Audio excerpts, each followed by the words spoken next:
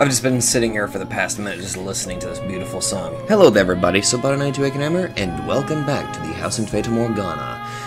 Rather, the actual final episode, where we're going to go inspect all of the other, endings. A lot of you guys were very kind enough to give me, you know, kind of the guide to actually check out all the other endings, so thank you guys very much for doing all that. I highly appreciate it. Anyway, let's see. Let's go ahead and get started with the first one. Which, let's see. We're looking for something for a title called The Witch. Ah, it's that one. Alrighty. Let's do it. I believe we were supposed to accept her proposition. Alright. She was absolutely right. The departed had seen an excess of tragedy. He had borne witness to far too much pain, and his spirit was deeply wounded by it. He could not possibly endure any further tragedy. And so, if she was offering him relief from all that, perhaps he should accept it. She had guided him this far, never letting go of his hand. And it was her presence that had allowed him to bear the bleak, disheartening, and wretched tales he saw. Did the departed really need anything other than her? If she said she wanted to be with him, then surely he was allowed to want the same. Grasp my hand, master. Come, hold it tight. The departed gently wrapped his fingers around the maid's cold hand. Never again to let go. Never again to remember. Never again to look back upon the past he might have had, the rare, treasured days of his happiness, or the bitter days filled with nothing but pain, or the person he was supposed to find. But he was fine with that. There was no one to criticize him for averting his eyes from his pain and seizing the opportunity for happiness lying before him. The departed made the correct choice. Whoa.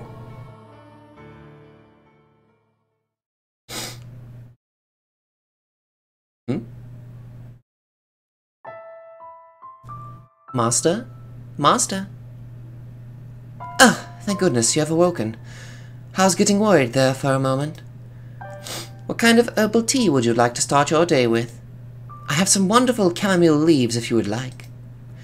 Or perhaps your tastes have changed since the last we met. Tell me, master. I beg your pardon. I allowed myself to get too excited. But we get to be together forever, after all. Free of the flow of time, nothing to endanger us or our lives. Just peace and serenity for the two of us. I will serve you forever and ever. Does that not sound wonderful, master? Whoa.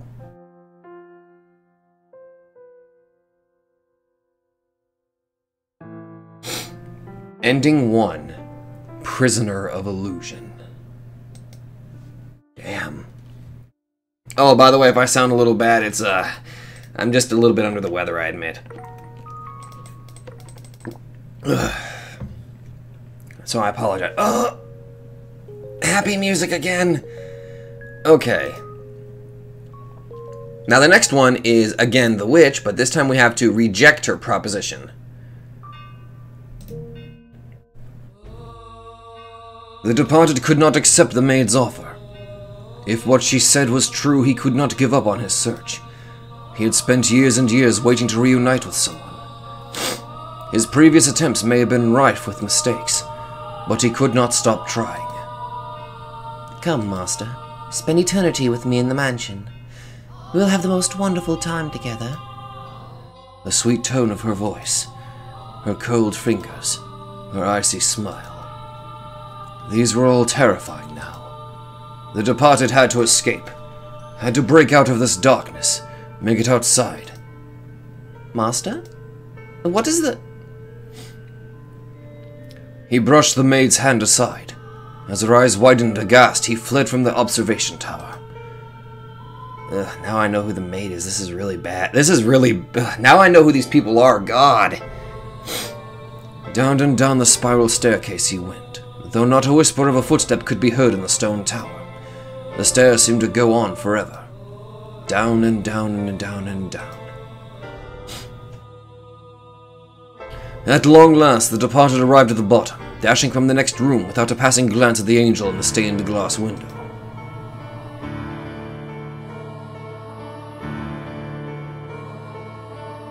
I think we know who's beyond that door. The maid had shown him around the mansion, so he knew its layout. Or perhaps he was familiar with it even before arriving here. A large door came into view. The exit was up ahead. Master? But the next moment, her voice seized him from behind. The departed turned back, and there stood the maid wearing the same smile. Where do you think you are going, Master? I told you, you mustn't let go of my hand. This mansion is quite large. You could get lost if you go walking around unaccompanied. Now come, let us head back. And please don't let go of my hand. It was the same smile she always wore. The exact same. But right now, it seemed inexplicably ghoulish. The chill that ran down his spine was not from the lack of heat, but utter terror. Come, let us head somewhere else. The departed had to get out of here. Oh, I know. We can put some more kindling in the fireplace and start a fire. The sweet firelight and gentle warmth will have you feeling wonderful in no time. He had to get out of here. You must be quite disoriented. The impact of regaining your memories has you terrified. Am I correct? He had to get away. He had to escape. He had to get out of there. Do not worry. I will always take care of you. Keep you safe from anything that scares you. I will be here with you forever. The departed clawed at the door. It was not barred, so it should open. Nevertheless, it remained firmly in place. Now, you mustn't play around with that. Danger lurks around every corner outside. Fog blocking your sight, sinkholes in the road, a thick forest all around, beasts creeping about in the night. How could I possibly allow weak little you to go out into that? Now, come back to my side, please. You have no need to be here. The maid drew toward him. She reached out her hand. Her whole body seemed to be trying to encase him in ice. She wanted to keep the departed chained here in the darkness. Do not worry. There's nothing to be afraid of. He had to get out of this place. He had to break free.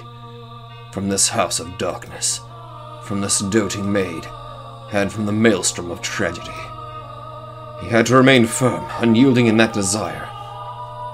His desire to go outside. His wish to be set free. He could not compromise or relent. His thirst for escape had to be stronger than the maid's intent to keep him here. If it was, the door would surely open. Master? The departed dashed out into the light. There was nothing blocking his escape outside. No fog, no forest, no sinkholes, and no beasts in sight. Whoa. The light was so bright it almost hurt his eyes. It was a world exactly the opposite the darkness within the house. Master, please wait. You mustn't go out there. Come back, quickly. The departed could hear the maid's voice, but he kept running through the light as far as he could go. Wherever he arrived, he was sure that was where he was meant to be. Once, though, just once, the departed looked back over his shoulder. It was blurry in the bright light, but he could see the mansion there. It wavered like a mirage, as though it could disappear any second. The maid standing in the open door. She was desperately reaching her hands out for him, but he was far out of reach. It seemed she could not leave the house. Perhaps he felt a pang of pity for her, but he was not sure. And when he could no longer hear the maid shouting for him, the departed's consciousness snapped off. He fell not into darkness, but light.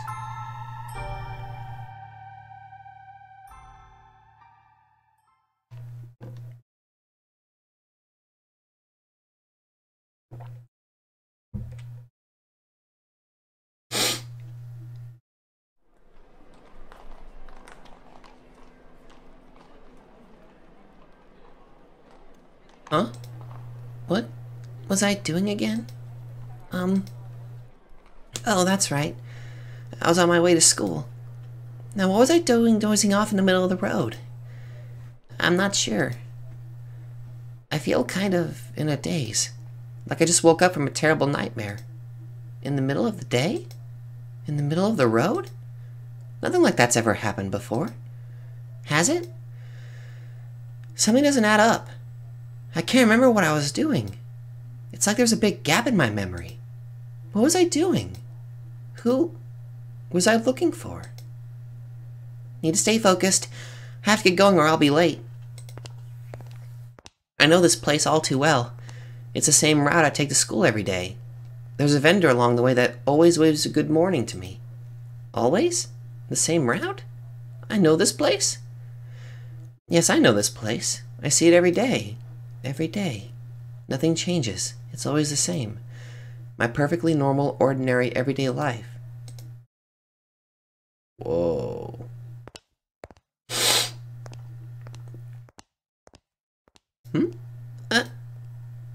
A gentle breeze brushes against my cheeks. My hair flutters as my gaze slides upward. I'm looking at a tall, handsome man with long hair and a somewhat despondent demeanor. I think I know this man. As soon as I see him, I feel like someone stuck their hand in my chest and is squeezing my heart. It's hard to breathe in the overwhelming sense of familiarity. It has me on the verge of tears. Elation jolts through all my extremities. Oh, I know. This is the person I've been searching for. Excuse me. What the? Excuse me? Whoa, what the hell? I have to get him to turn back. I have to look him in the eyes. I have to talk to him. We have to be reunited. I don't know his name, and he probably doesn't know mine, but still. This is fate, so... Back to the mansion. What? I must go back to the mansion. Hold on, there's something I need to tell you. How could I have made that mistake? It was the worst possible decision. I have to make things right. I have to take her hand. I have to make her smile for me. If I can't do that, what am I even alive for? What did I even return from the everlasting darkness for? Nothing. Absolutely nothing. What are you talking about? This time I'll do it. Can you hear me? Why won't he look me in the eyes? And if it's not possible in this life... Stop, please listen to me. Why does it keep moving forward? Then I'll just have to place my hope in the next one. Wait, red light! I beg your forgiveness. I made the worst possible decision. Though I will not make the same mistake twice. No matter what form you may assume, I will not err again. I promise. I shall come back for you. Giselle!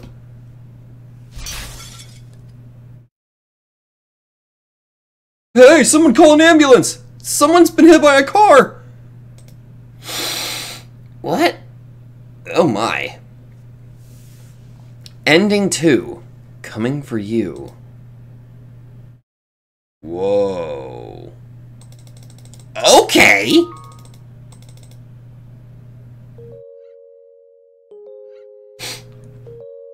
Interesting. Huh.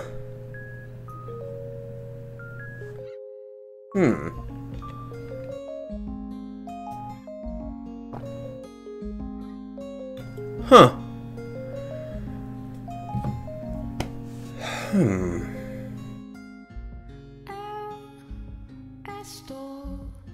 So, in that ending, if I made that mistake, would have been reincarnated. However, because I didn't reclaim my true form as Michelle, he was reincarnated as a completely separate entity compared to the white-haired girl who I believed myself to be. Huh. That's crazy. Alright, next one is Casting Off the Fog. Apparently I'm supposed to select Cowardice.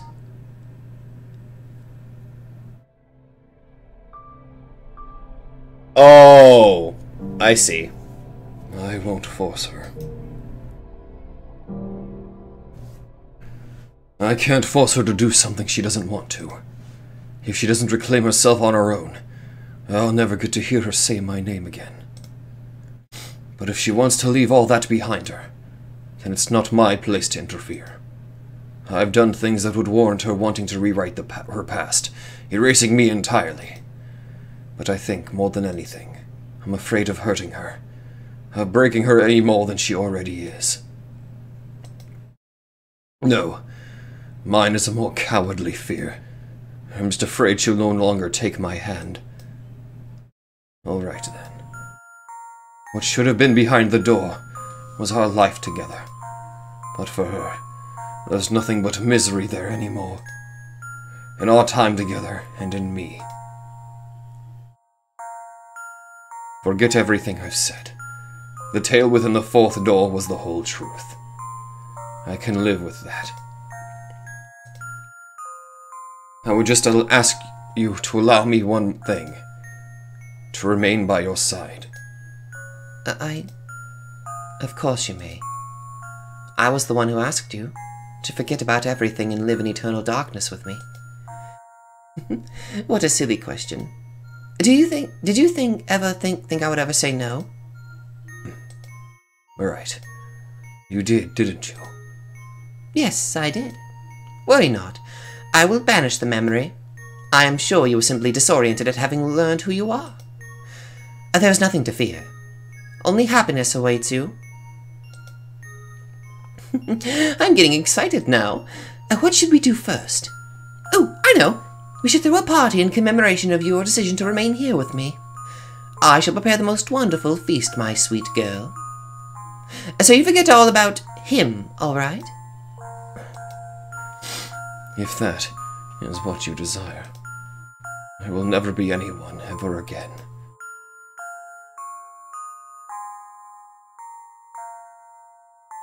You're not the brightest, are you, my dear? You knew this is what would happen if you took this road. You would have been happier going down on it without reclaiming yourself at all. This is absolutely brilliant. A weight has been lifted off my shoulders. My centuries-long wish has finally been realized. The one thing I didn't expect was for you to recover yourself.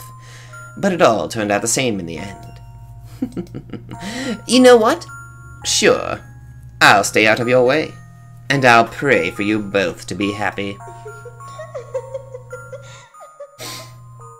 Oh my. Master? Master? Oh, thank goodness you have awoken. I was getting worried there for a moment. What kind of herbal tea would you like to start your day with? I have some wonderful chamomile leaves if you would like. Or perhaps your tastes have changed since the last we met. Tell me, Master. No, that will do. As you wish. Say, Master, can I hope for you to compliment my tea again? To say it is the best you have ever had? Master? Yes. I'm sure I'll have something nice to say about it. You were never one to withhold your praise, Master. Such a gentle-mannered, kind-hearted girl. Have I ever praised her tea before? I do recall telling her when I saw her gathering strange weeds from the garden for her herbal tea, that doing so at this house, given its reputation, only made her look like a real witch. And how did she react to that? I think she puffed her cheeks and frowned, and then... I can't remember. She thinks I'm the white-haired girl, yet she calls me Master, completely oblivious to how absurd that sounds. But she won't say my name. Eventually I'll probably forget it too. My name, who I am, everything that's happened to us. Washed away by the darkness, never to be found again. She's smiling. I know it's not real, but I honestly don't care anymore. All that matters is that she's smiling. Oh.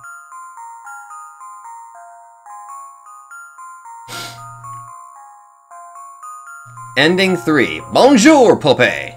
Poopy? Poupée. Huh? The hell does that mean? Huh.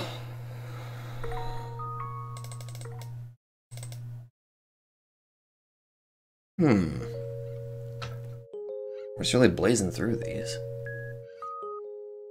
Huh. Living in a false happiness. Damn. Okay, the last one is supposed to be this mutilated body. And I'm supposed to let go, supposedly.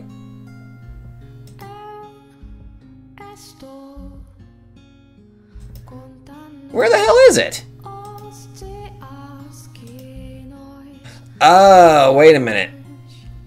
Uh-oh. Uh-oh! I think I know where it is. Not really, but, Scheisse.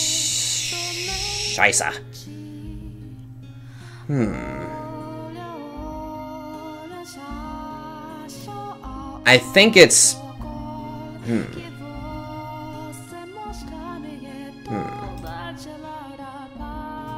I think it's this one. Maybe. Because this leads to the final door where we finally go into the past and all that good happy stuff. So I think it's this one. Which means I need to... oh boy. Figure out how to get to that.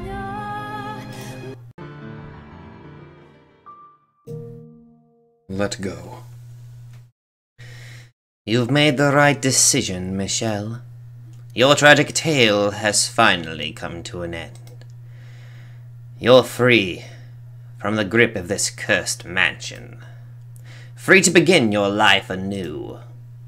I wish you a wonderful life. Richly fulfilling and abounding in light. For you, my dear friend, I will not cast a curse, but give you my utmost blessing. Farewell, Michelle. Until our souls cross paths once more in the boundless sphere of fate. Oh! Oh, she said that to the spirits already, though.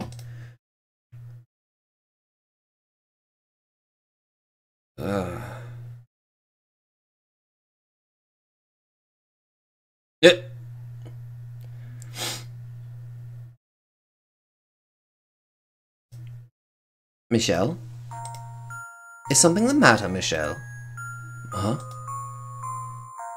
What? I've been trying to get your attention for some time, but you were just staring off into the distance.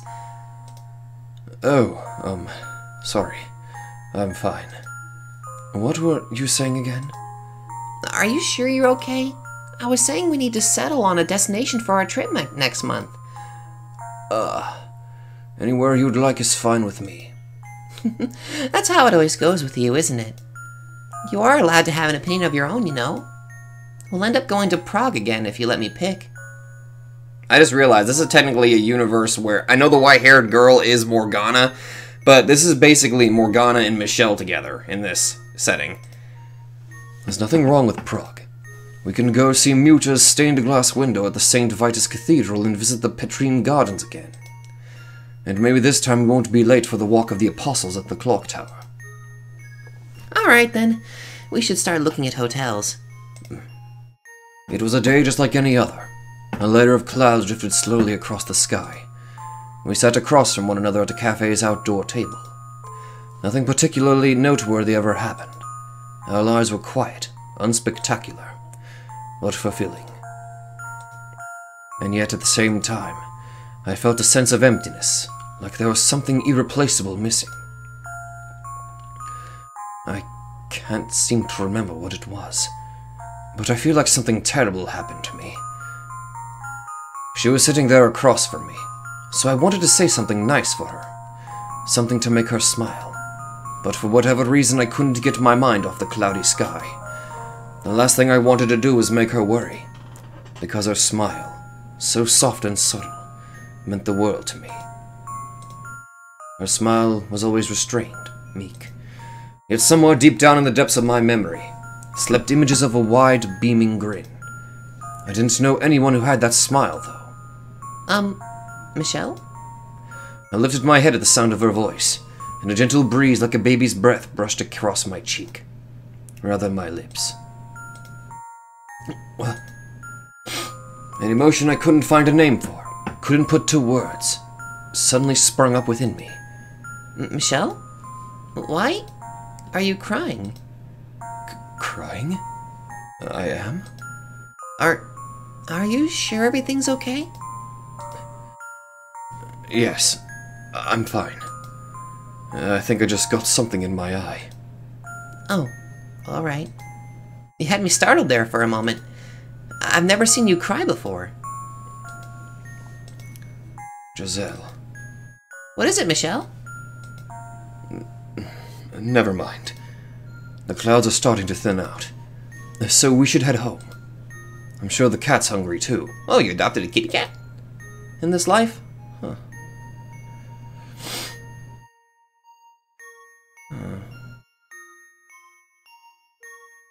Ending 5. Never let go. Yeah, I kind of fudged that one up, didn't I? Alright. Next one is, In Pursuit of the Truth, where I have to shove the Lord aside. Yeah, I kind of figured that one. The one time that my gut didn't get me killed.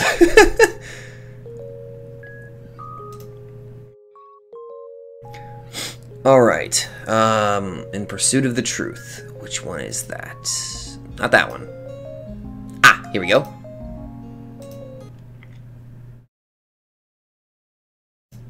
Okay. We shove the Lord aside. Without thinking, I shove the Lord aside.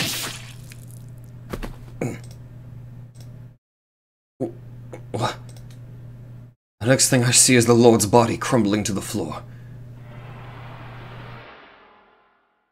His head rolling off in a separate direction. I'm agape, dumbfounded, my eyes swimming, as blood spreads in a pool around his body. Why? Why did you kill him? He was going to kill you. I had no choice.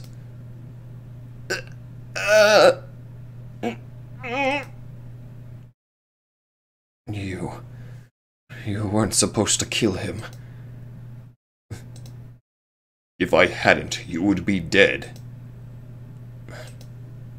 I needed his story. Not as much as we need you alive. What does this mean for my next life? I shouldn't have shoved him. Getting the truth out of him was more important than my own safety. And now, we can't get anything from him. That was a mistake. I got him killed. Hey, Michelle? What are we supposed to do now? There's no changing what's already been done. I need to think forward, how we're going to proceed. We'll go to the tower. We'll try to assuage as much of Morgana's hatred as possible with the two of your perspectives.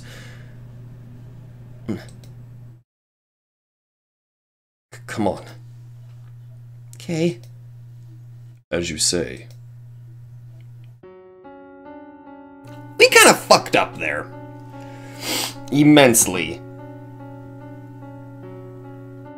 I mean, I can't really blame Yukimasa. He was trying to save me, but decapitating? Not really the best decision, really.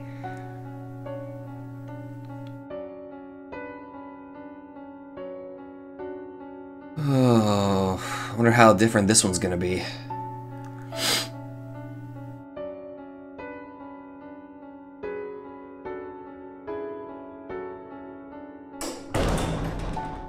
God, that scared me. Using the key we took from the Lord's corpse, the three of us unlocked the observation tower, climbed the spiral staircase and opened the door at the top. The air in the room is bone-chilling.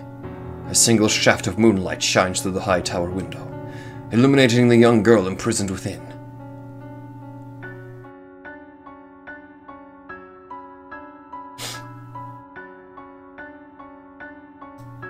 I'm aghast at what I see. She's been treated far worse than I imagined. Her skin is so deathly pale it sends a chill through me. Just looking at her, I'm not even certain she's still alive. Morgana. Say something, Morgana. Morgana. combination of relief at the fact that she's still breathing, and anger at the condition she's in bubbles up within me. How is any of this necessary? Did you really have to chain her up? Tell me, how was this necessary? We didn't have her chained up at first. Not that that justifies anything, I know. But she's started acting up lately. Trying to bite us, getting violent. She's even tried to climb up to the window.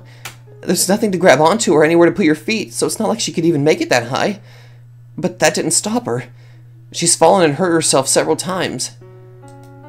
The chains were the Lord's idea. I'm sorry.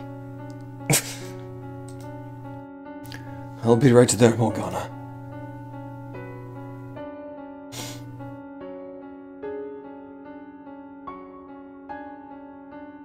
Morgana, I've brought a couple people who wish to make penance.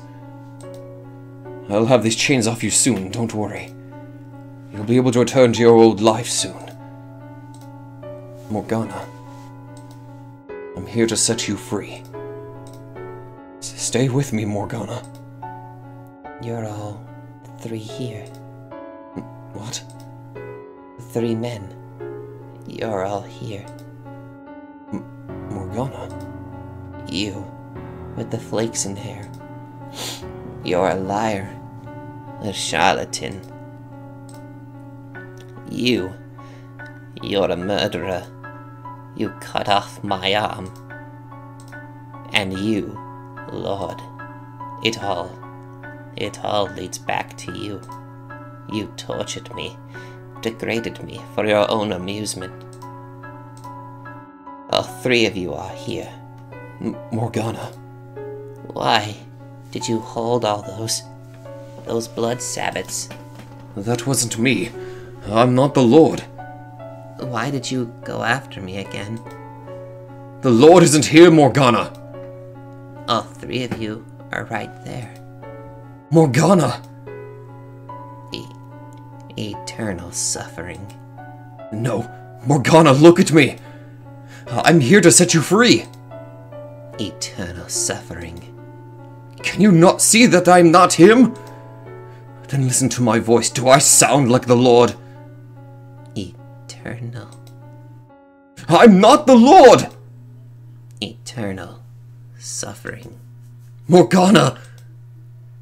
Eternal suffering on all their souls. The next second, the towel's draped in blackness. The floor beneath us vanishes, and I hear shouts off in the distance, as I'm dragged into the endless darkness. There's nothing for me to grab onto. I simply fall through the void. It's a sensation similar to the one I've experienced a number of times before, singing into the mansion's darkness. But there's something fundamentally different about this. The utter emptiness, the utter sense of solitude. I can't even breathe. My very essence is becoming one with the darkness. Still, I try to struggle against it, when a pair of small arms wrap themselves around me from behind. Loneliness seeps through those arms and wisps about within me, eroding away at my spirit. I'm melding with something. Me? Will you stay with me? You won't ever leave me, will you? Will you become one with me? Will you stay by my side? I don't want to be alone anymore. The hatred seems to have left her, but what it left behind, what I'm feeling from her now, is a stark, overwhelming desolation. As much as I know I have to get back, to reunite with Giselle, my own emotions are washed away by hers, and I'm unable to resist as the 2 of us, now one and the same, fade away into darkness everlasting, leaving behind only a single teardrop that could be either of ours, or both. Whoa. Ending 6. Darkness Everlasting. My god.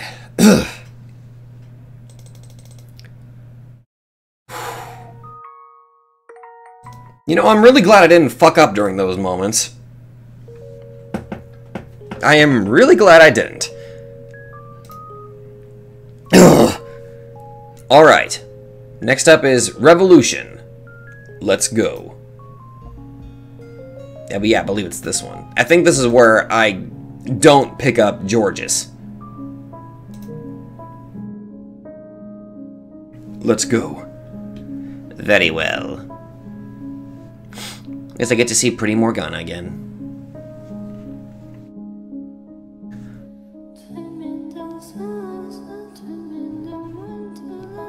I'm sorry, Georges. Nah, it's okay. I understand. Bye. Having finished what we set out to do, we make our way to the mansion's entrance hall. The large door stands there firmly shut, holding in the darkness as it has for countless generations. But that time is almost at an end. The door ready to be opened, to end the cycle and to begin anew. I never thought I would see the day. I never thought this door would ever need to be opened. There's a world of light waiting out there, I'm sure of it. Light. Hardly a friend to me. You don't need to be afraid of it anymore. Are you not at all worried? There's no guarantee any hope lies beyond that door. After all, when the mansion disappears, so too will we. And that is the rightful state of things. Our present forms may cease to exist, but our souls will live on. And so long as they do, we will eventually return to the world. Let us press onward, not fearing a temporary end. She gives a barely noticeable nod. We step up to the large door, standing side by side, each placing a hand on its hard surface. The end, at last, is within our reach. We need merely cross the barrier. I'm taking a deep breath.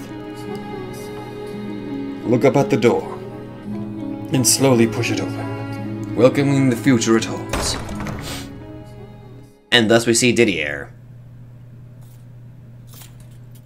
Burn the witch. What? We take one step back, then another. What we find outside is not a blinding realm of light, but churning blackness and the stench of blood and rust. Metal clanks, growing louder with each heavy footstep of the approaching night. Hey, Didier. Death to the unholy. 3 days and 3 nights, hanged upon the cross, purified by the fires of heaven. Death. What's going on? I never summoned this thing. Even though we're no longer holding hands, I can feel Morgana trembling. She's no longer the witch, the once absolute ruler of this domain, but a frightened young girl. Placing my arm around her shoulders and pulling her in, I stare, half dumbfounded at the night. It is our holy duty, as knights of the church, to deliver punishment unto the heathen who made a pact with the devil. The night draws nearer and nearer, its movement sluggish but constant. Didier, crucify the witch. Cast judgment upon the demon. The word which, coming from the delirious, vengeful phantom's mouth, proves far more distressful for Morgana than me. Please, come to your senses, Didier! I know it's you! Judgment, crucifixion, execution. Didier!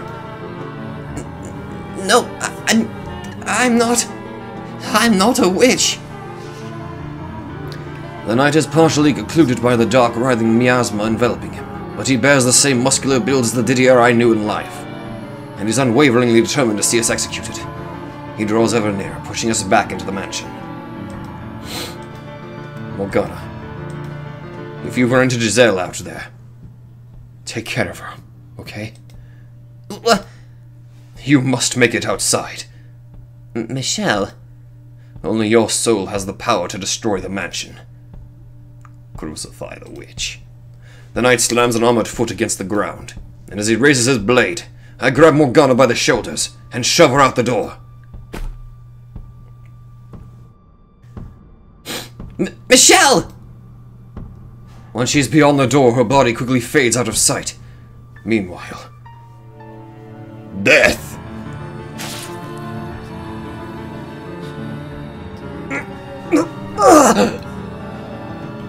knight's blade pierces my breast in the very same place it did at my life's end.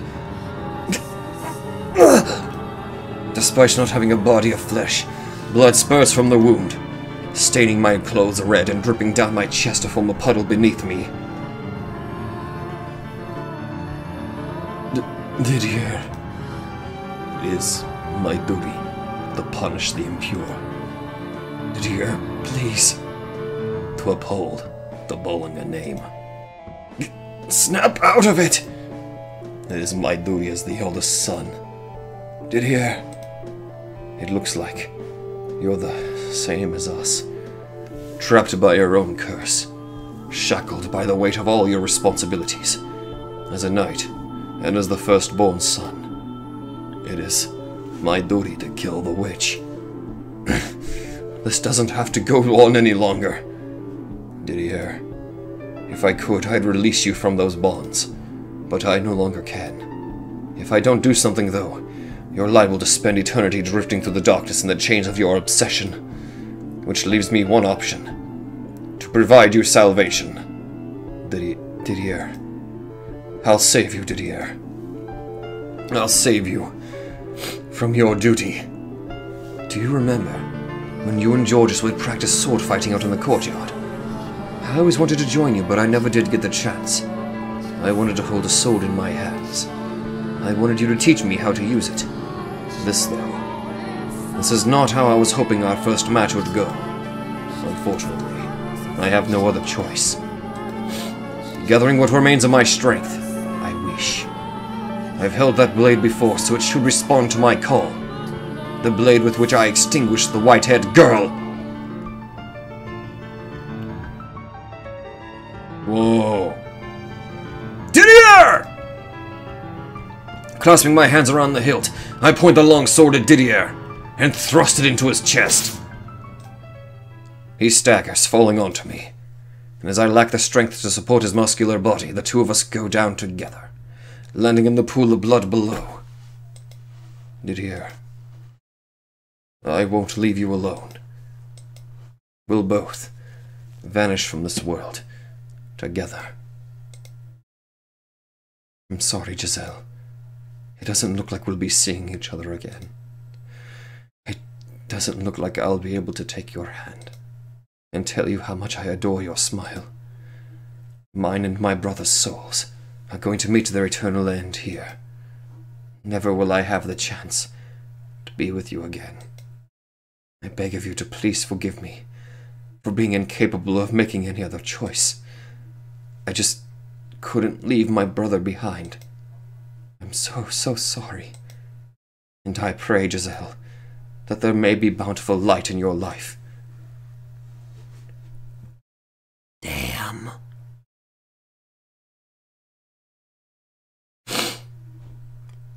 Ending 7.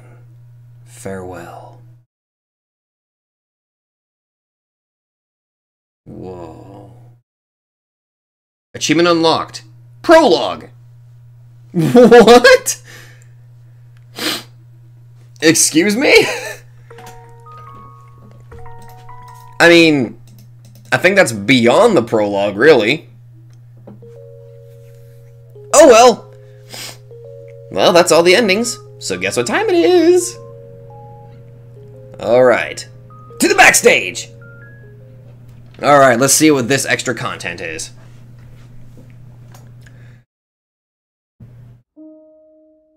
Excuse me, what are you doing here? You. Yes, you. Oh. Hi, Morgana. I wish I knew how all these uninvited souls kept finding their way to my mansion. Well, never mind that for now. The fact that you're here means you've uncovered all the mansion's mysteries, yes? Yes, I have. My congratulations for having the fortitude to endure such a grim tale. Well, to be fair, I've dealt with a lot of terrible shit, but I gotta admit, this story is fantastic, and terrifying, and grim. I would ask what you thought of it, but unfortunately that is beyond even my powers. Since you're here, though, how would you like to take a little tour of the house? That is, if you're willing to take this hand. Oh, of course. You've got a strong stomach, at least. Before we begin our little trek, I would like to emphasize that this is, as the title implies, a look behind the curtains of the house in Fata Morgana. If you just completed the game and would like some time to dwell on it, you are welcome to head back now. But should you choose to continue, I encourage you to do so, knowing that what you are about to read does not in any way respect the tone of the game proper. You'll be making your way into the heads of the staff themselves, and I promise you, it's not a pretty sight. You'll see people who shouldn't be here, things that contradict the events of the game, a general sense of pandemonium. You'd do best not to think much of any of it. That said, I would prefer not have to guide you around the house all by myself, not because I have anything in particular against you, of course. I simply think it would be inappropriate for him not to accompany us. Yes, him, this story's protagonist. Let us be off then. Oh shit, we got Michelle joining us? Awesome! Ah! I found another split end! Look, this one split it into 3. I don't know why you're so excited about split ends. If my hair's such a mess, maybe I should just cut it all off. I'm not particularly attached to having long hair. I'm not sure how I feel about that idea. I quite enjoy playing with your hair myself. Says the woman who once called me a hair monster. I didn't actually mean that. I was just, a little overwhelmed at the time about how unexpectedly handsome you were. But I couldn't bring myself to say it. I hope you two sickening lovebirds spontaneously combust.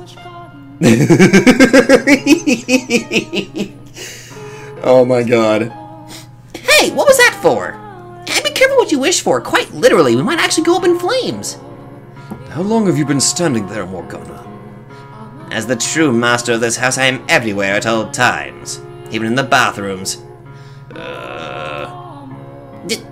Don't worry. When I was in her position, I closed my eyes and plugged my ears when you were doing your business. I think that's enough toilet humor for the time being. Especially in front of our guest.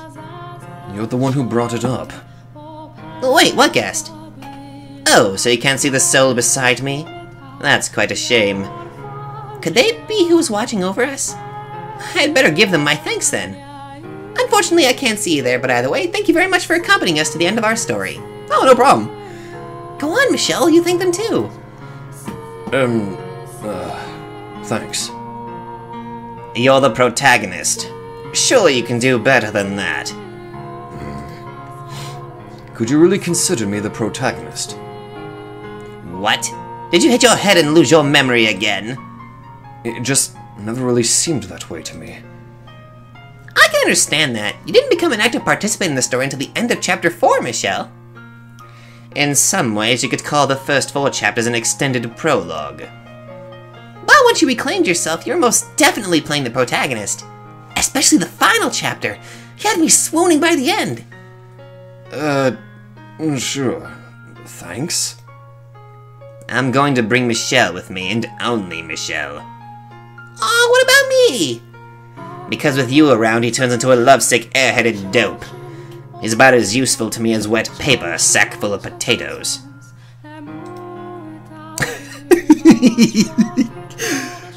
Oh my god, I love it.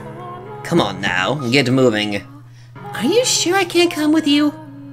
Absolutely not. You spoil him in more ways than one. What are we going to do, though? What do you think, my dear? What any respectable behind-the-scenes extra would do, of course.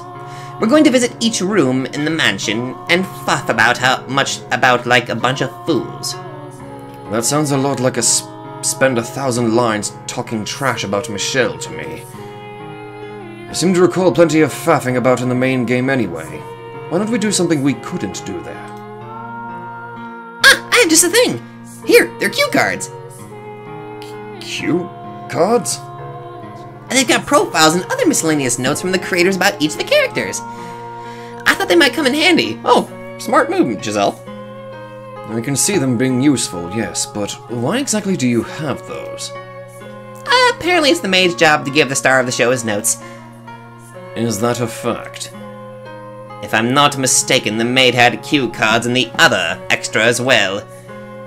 I'd rather pretend those miniaturized things were not actually us. What? I can't help but feel the creators were screwing with us on some level. Did I miss something? Actually, since we're here, maybe we should start with the two of you before we head out. I'll read your profile, Michelle. I doubt you'd want to do it yourself, would you? Hand over the cue cards. Alright, now let's begin. This pathetic long-haired man is, believe it or not, the protagonist of the house in Fata Morgana. See, I told you this was how it would go. You can't deny a lot of readers probably didn't expect the creepy white-haired recluse to turn out to be the main character. According to this, two of the creators' goals for this game were to subvert readers' expectations and cast new light on old information the farther you progress through the story. You two are probably the most obvious examples of that. Don't forget about yourself, Morgana. Even before the focal point of the game, my story was revealed. There were examples of lines or events taking on new meaning as each of the first 3 chapters developed. Though perhaps there are some people whose interpretations did not change throughout the course of the tales. That is true. At first, Miles seemed like a fairly likable young man, but by the end of his chapter he had revealed himself as a hopelessly worthless child. The second chapter was pretty crazy too, when we found out about, ukulele. That was it. Oh god. Okay, you tried. No, that's not how you pronounce his name. As I recall, it's eucalyptus. Really?! You already made that joke. Let it go, please. That creature doesn't need a name. Just call him the Beast. Chapter 3 was something else too. My impression of Jacopo and Maria had completely turned around by the end. At the end of that chapter, you learn what kind of man he really was, which then ties into the revelations in the final chapter. Piles of human garbage, the 3 of them. But we'll go into more detail about them later. Right now, it's Michelle's turn. The core aspects of his character are justice and righteousness. What? Why are you looking at me like I just told you the sky is purple? I wasn't expecting something so flattering to come out of your mouth. Nor do I really think of myself that way.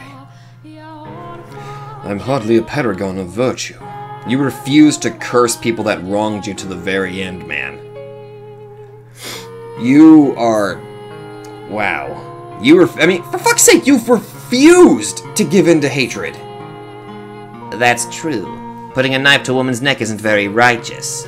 True. My sincerest apologies. You had your reasons, I know. But it was pretty terrifying at the time. I don't hold it against you, though. Anyway, while those are the core aspects of your character, they got buried over the course of the abuse and misfortune you suffered throughout the story. Your circumstances in life forced you to repress yourself, and once you were free from those restrictions in the final chapter, you were able to act as the man you truly are. Or something to that effect. I'd say it was Giselle's influence more than anything that got me through the final chapter. Like I said in the game, I couldn't have done it on my own. I'm glad I could be of assistance. I really need to peel these two apart. We'll never finish if they keep making goo-goo eyes at each other every 10 seconds. If that's supposed to be my character, then there's one thing I can't wrap my head around. And what would that be? How all the promotional material portrays me. Oh, wait a minute. You mean the, whenever I was downloading the soundtrack, I saw this picture of, Michelle with a, looked like he was wearing, like, a Black Knight's garb, I think. Like, that was, I believe that was the picture on the soundtrack, I think. The staff has a fondness for being misleading, the writer especially. Take my portrayal in the demo's backstage extra. What was that all about? Well, it was the demo. I'm sure they just didn't want to spoil the surprise. It was fun calling you my whipping boy, too. And your portrayal makes sense if we assume the Michelle there was from when it was just the two of us living in the mansion. You were pretty damaged at that point. Which was largely my fault, I suppose. In any event, the promotional materials are already out there, so there's nothing you can do about it. You are, for all intents and purposes, officially a NEET. Well, now that the game is over, I have a couple of things I'd like to get off my chest. And what would those be? I never wanted to be a recluse. Well said. Well said indeed. Also, I never wanted to die a virgin. Well said. Well said indeed. Although I must say, it seems rather irreverent to joke about either of those knowing what we know now. Well, we're not the ones writing. We just say what we're told to. Regardless, I can't say I'm completely satisfied, but I'm happy enough my story was adequately explained in the game itself. I'm genuinely impressed you can be happy about any of your story, considering the kind of hell you were put through. There were how many dead ends? And you took quite the beating on more than one occasion. A lot of that does fall on my head, I suppose. The ending was perfect, though. So yes, I'm happy. Please, for the love of all that's holy, stop smiling. I can't see it as anything but pitiful. Why? Because in this story, you're the king of misfortune. Oh, that reminds me. There's something on your profile even more crucial than your core of justice and righteousness. You were apparently born under an unlucky star. And that's why no matter what you do or where you go, you destined to have terrible things happen to you. Why must the universe be so cruel to me? Well, I am the queen of misfortune. Or perhaps I just wanted someone else to be as miserable as me. Giselle had it pretty bad too. What? You think so? I don't think I had it nearly as bad as either of you. You spent centuries completely and utterly broken. That's all in the past, though. I'm back to my old self now, and that's enough for me. You are unnaturally skilled at whitewashing the past. In fact, the both of you are far too forgiving. Although, I suppose that's why you ended up as the hero and heroine of the story. But I'm still the anti-heroine. You say that like it's something to be proud of. Well, that about covers the main character, Michel. In conclusion, he's a 27-year-old man with his head in the clouds who talks like a character of a bad fairy tale. What happened to all that about justice and righteousness? Why couldn't you conclude with that? He also has no sense of humor, doesn't realize that they're the exact same thing. Could you try not buttering me up only to tear me back down again? Even the inverse would be preferable. And to top it all off, he's completely incompetent when it comes to romance. I knew it! How I knew this was how it was going to go. I'd rank you being made fun of number 2 in terms of when you're most interesting, Michelle. Gee, thanks. That makes me feel so much better. Now, since we seem to have fallen back into our usual routine, let's move on to Giselle, shall we? What? Me next? Oh, I've got butterflies in my stomach. And here we have, believe it or not, the heroine of the game. What's so hard to believe about that? Tell me, would you have ever imagined the maid with her creepy laugh was once this bubbly ball of energy? Well? I mean, I admit I was slightly creeped out by the maid at first. But, possibly, yeah. I'd rather not think about my time as the maid. I can't say I blame you. Your mind was complete mush at the time. Ugh. If you'll allow me to oh. Whoopsie. No, let me see that. If you allow me to say, that maid outfit was quite the eye-catcher. Oh my god, Michelle, Jesus! Hold your tongue, my dear. Oh my, Michelle. Now, I have to ask, Giselle, where in the world did you pick those laughable, flowery speech patterns? Are you sure you want to know? Is there any reason I wouldn't? I picked it up from you, Morgana. Excuse me? Like, when you're really ripping into someone, Morgana, you kind of start talking like a character in a stage play. You're calling me theatrical? You take that back! So the maid's speech patterns were modeled after Morgana's, huh? That would definitely make sense considering the tone of the 4th chapter. Don't you be talking about me even in your head. Not a word. Regardless, my speech patterns and the maid share nothing in common. And you're terrible human beings for so much as suggesting it. What are you smoking about? Oh, nothing. I was just thinking that human Morgana is kind of incredibly adorable. Ah, you're blushing. Look at her, she's blushing. Oh, be quiet. Are you just going to stand by and watch as your girlfriend insults me like this, Michelle?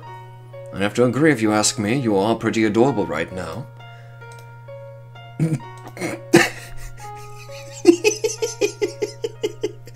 Oh my god, this is too cute! It's like 2 tiny little tomatoes are growing on your face. I am not blushing! And if the two of you don't back off, I'll cast a curse on your souls for all eternity! That seems a bit excessive. We seem to have gotten off track. Let's take a look at Giselle's profile now, shall we? I can't imagine there's much written there. You obviously aren't a very good judge of your own character, then. No sane person would spend centuries waiting for a man they only knew for a year. It isn't the amount of time we were together that matters. Besides, it was more complicated than that. With how we were forced to part ways, there was no way I could let it end there. Also, we're bound on a cellular level. I think I just vomited in my mouth a little. It wasn't that bad, was it? Moving on. So as you can see, Giselle has her own fair share of baggage as well, but she's an optimistic woman, proactive about moving on. Hidden behind the maid was a fairly classic heroine character. Giselle and the maid came about because one day, the creator decided they really wanted to see a cheerful young woman turn into a broken husk of a human. Poor Giselle. Another thing they wanted to do with Giselle was start out with her as essentially the story's narrator, and then over the course of the game pull her out of that position and turn her into a real character. On a somewhat unrelated note, Giselle's portrayal of the maids, I suppose, outside the game was possibly worse than mine. It was! I was practically evil in the demo's backstage scene. I'd estimate about 70% of the character the staff tried to play off as the maid was actually Morgana. You're making it sound like I'm evil now. That I will not stand for. You weren't evil, but you were definitely an antagonist for a good portion of the game. We've already established about the staff gets off on being intentionally misleading. So let's just assume that's what it was and move on. And before I forget, there's one other important note on Giselle's profile I still need to go over. Oh? And what would that be? She has the largest breasts of anyone in the game. Oh my god! I saw that, Michelle. I saw you sneaking a look. Don't think you can fool me. It's hard not to look, frankly. You guys have no idea what it's like. My shoulders are constantly stiff. It's terrible. Hold on a second. Didn't it say on your profile that you prefer small boobs? What? I never said that. And who do you think we're going to trust here? But enough of that. That's Giselle and all the maid for you. She started out the game seemingly full of secrets and possibly scheming something and turned out to be the ideal wife material. Ideal wife material? I like the sound of that. What? Oh god. Why does she get so much better treatment than me? The story is supposed to be, at least to some degree, about Michelle's growth. So without Giselle around, I imagine it would have ended failing that goal spectacularly. Most likely. The two of us kept each other going. Now, that about sums up everything I have to say about you two, so we're going to go for a little walk around the mansion. You stay here and keep yourself entertained, Giselle. I'd rather come with you. I'm staying too. No, you're coming. If you don't, I'll cast another curse on their 3 souls. Or do you want all your hard work in the game to go to waste? You don't have to threaten me. Okay, fine. I'll be back shortly, Giselle. Have fun. I'll be here when you get back. That was... oh my god, that was so cute. Here, Michelle, you can have the cue cards back. It is now your job to read off their profiles. Do I really have to? You might as well do something. What happened to the Michelle from the game's climax? Because right now you look like breathing is too much effort to bother with. I just don't think I'm the right person to be talking about other people's characters. You might have a point. If you don't have someone to keep you in check, you'll start defending anyone, no matter how heinous. You really ought to learn to call a sinner a sinner. Was she asleep for half of the game? Anyway, it's your job, understood? Well, whatever. Let's get going then, shall we? We'll start by visiting the 3 men who instigated my curse. And I think I'll let you, our guest, decide the order. Now go on, take your pick. Oh! Well, thank you very much for letting me, but we shall go in order as we... why not? Off we go, then, to see the spineless little boy. May as well go in order of the doors. We came to pay you a visit, you spineless little boy. Hey, you show up out of nowhere and that's how you greet me? What are you two doing here anyway? We have to talk to you for this behind-the-scenes extra. Do you really think anyone would visit you if they had a choice? This is an extra like you said. So can't we make this a pleasant affair? Also, I know you like calling me spineless, but I don't think I'm that big of a wuss.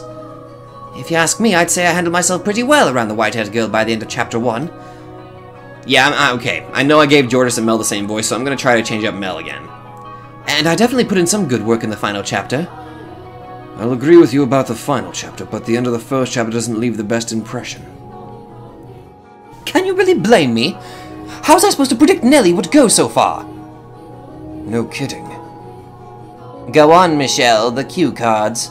Share this spineless child's profile with all the world. Let's see here.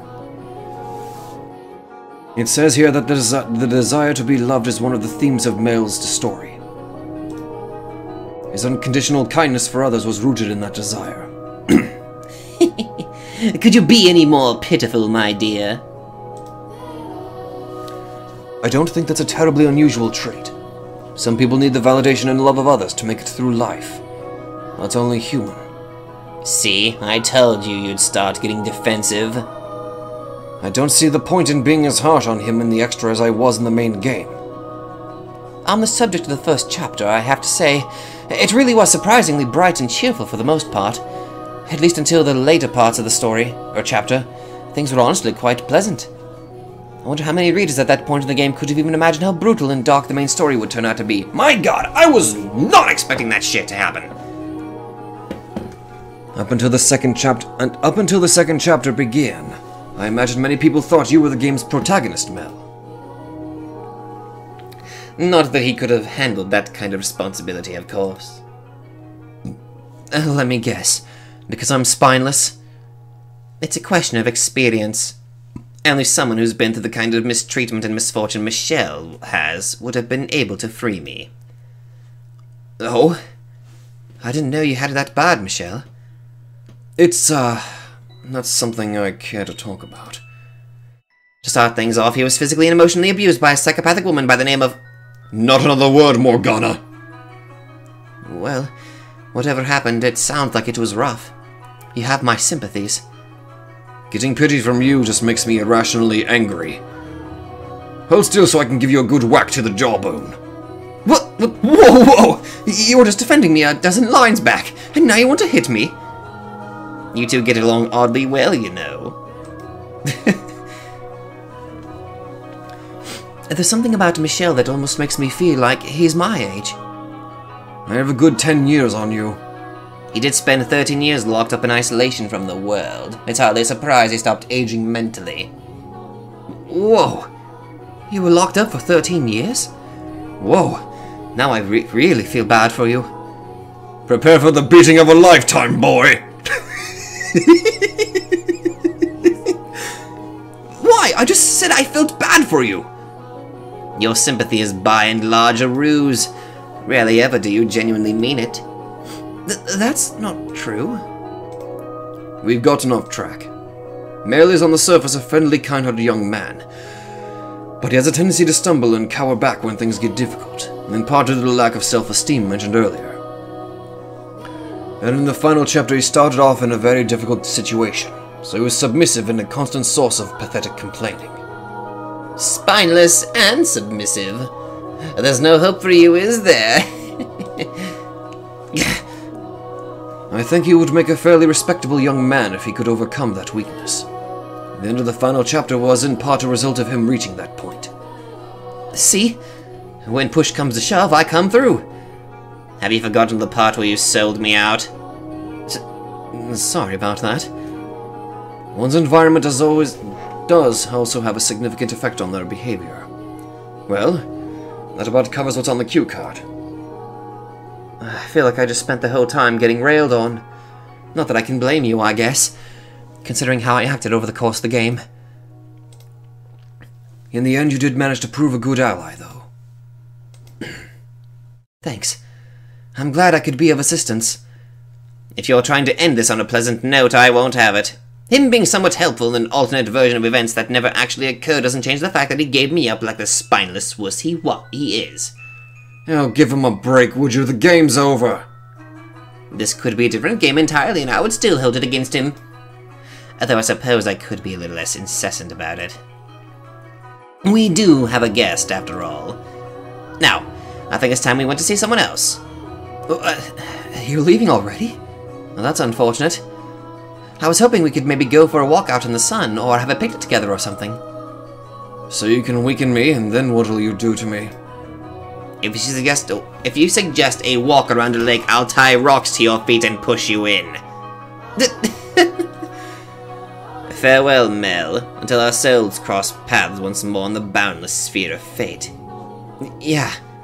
Bye, Morgana, Michelle. Oh my god, I'm loving this. Oh my god. I think I need a drink of water here. Alright. Looks like this is going to be an extra long recording again. But then again, I said we were going to finish it, so...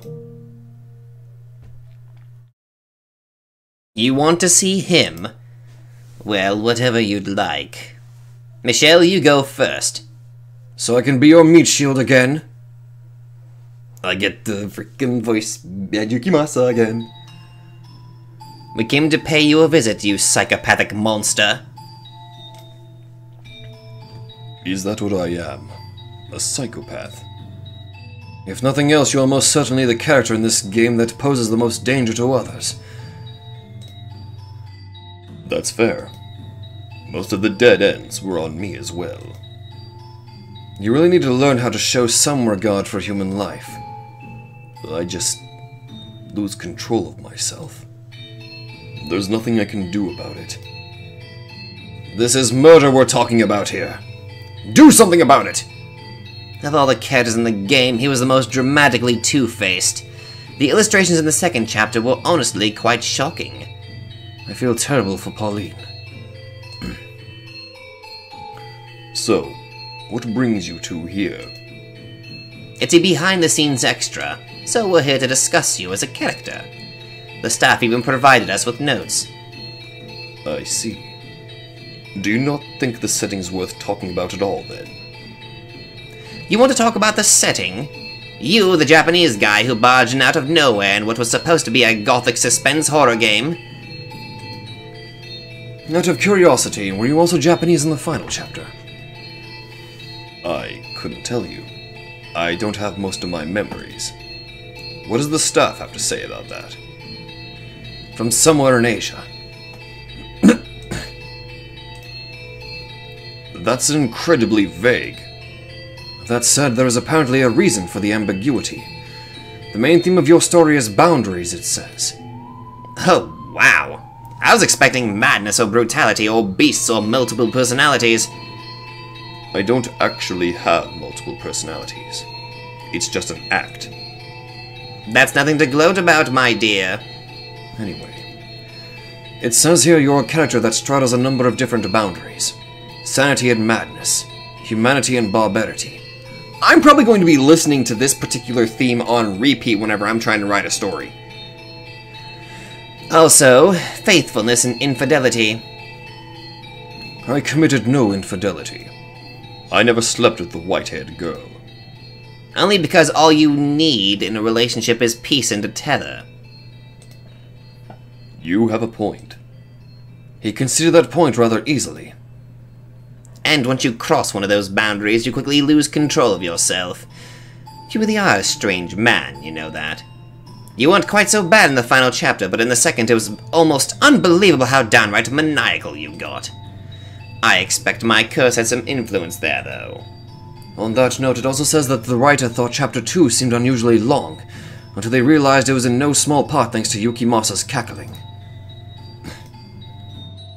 At least you were having fun. Of everyone, I'd say I'm probably most worried about how you turned out after the ending. I swore I would resist the temptations. I doubt that stopped you from laughing like a madman as you strangled puppies and smashed kitten skulls. God, I wish I could be human. Sounds like some twisted version of Pinocchio. Once the reveal finally happened, it was almost hilarious how vapid the merchant's character became. Like when you told Pauline, perhaps my adoration had grown so strong that it turned you into a transcendent beauty like Cleopatra herself. Women like to hear such things about themselves. You're terrible. And then you went and killed one of your crewmates out at sea and told Pauline, no, there was no trouble when you got back. You're as black-hearted as they come. You don't have to tell me. I am aware. That's an odd point to get snippy over. He has no concern with whether he's a good or a bad man, only with whether he is a man or a beast. Again, I am aware. I really hope I never run into him again outside the extras. Next to the rest of the cast, it's oddly refreshing how forward you are about your atrociousness despite being so much worse than any of them. It almost makes me think you're so hopeless it's not even worth bothering. That doesn't mean I'll forgive you, of course. At least give Pauline a good life, please. That's not exactly reassuring! I will do what I can. You know, for all your smile around Pauline, you're about as stone-faced as Michelle around everyone else. In fact, I'd say Michelle had you beat in the final chapter. We all know his smile's fake, though. Indeed. And it's only ever been for Pauline. No one else. Both in the second chapter and the final chapter. Maybe we should rename you the Masked Man. That makes him sound like a superhero. You do your best, my dear, and try to blend into society. Now, I think we spent more than enough time with this beast, so let's be off, shall we? Even his name changed! You're leaving? Goodbye, Angel, and goodbye, Witch. How many times do I have to tell you I'm not an angel? And for what it's worth, I'm not a witch any longer either. So, I'm the only non-human left on the cast, then. How unfortunate. Someone really needs to do something about him. There's nothing anyone can do but leave him be. Farewell, Yukimasa, until our souls cross paths once more in the boundless sphere of fate. Farewell. Huh. Surprisingly straightforward. Very well, then. Last one. Oh, boy. Here we go. Oh, you want to go see him, do you? Well, if that's what you want, I suppose I can take you. Oh, my neck! Oh, the good music! Why, hello there. How's your fragile male ego holding up? I am genuinely glad to see you. However, I must ask, why did you bring him along with you? Why do you never come see me alone? About as well as always, I see. I mean you only the best. In fact, there's a great deal I still need to tell. And you wonder why I don't want to see you. He got pathetic real quick after the final chapter ended, huh? Damn it. What do you even see in that man? He's just a filthy Frenchman with disgustingly long hair. The hair's one thing, but I can't change where I was born. Not a single damn good thing has ever come out of France. Some say French is one of the 3 great cuisines of the world, but anyone with a functional tongue knows Italian is vastly superior. Really? I like both. They call themselves part of the civilized world, when in reality they're just a bunch of stuck-up snobs. Oh my god, you are literally Tagami. You're Italian Tagami. Simpletons love to fawn over...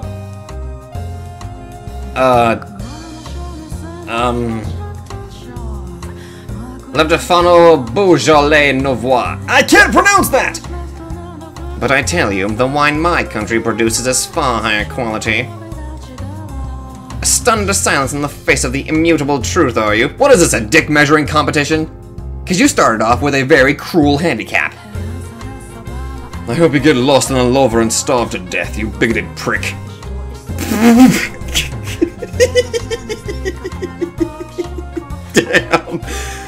Damn, nice one. Ah, look at that. You hurt his feelings, Michelle. I swear, he's definitely in the running for the most obnoxious character in the game. So, what brings you two here? We're here to discuss your character as part of this behind-the-scenes extra. Although I do think fragile masculinity does a wonderful job describing you. You like to make a big show of things, but the reality is, if you had simply swallowed your pride for 2 seconds and said what you really felt, told the truth, almost all of this could have been avoided. It's nigh unbearable watching you flounder around like a buffoon. I almost feel bad for him. Almost. I think you probably chided him enough, Morgana. He was kind of caught between a rock and a... Shut your mouth, Frenchman! I don't need you to defend me. All I want from you is to know why you're with Morgana. You do realize he's a rosy-eyed romantic, don't you, Morgana? You saw him swooning over some silly spring snow for God knows how many lines. Are you telling me that whole exchange wasn't gag-inducing? Seriously, why him? You really are insufferable. Seeing a man so overcome with jealousy is just sad. God damn it, you just don't get it.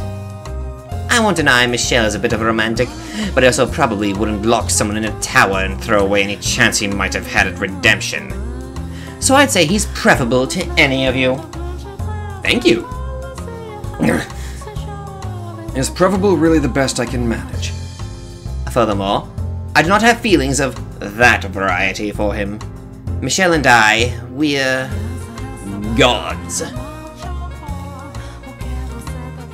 We're... what now? We are those who have been graced by overflowing divinity. I love it.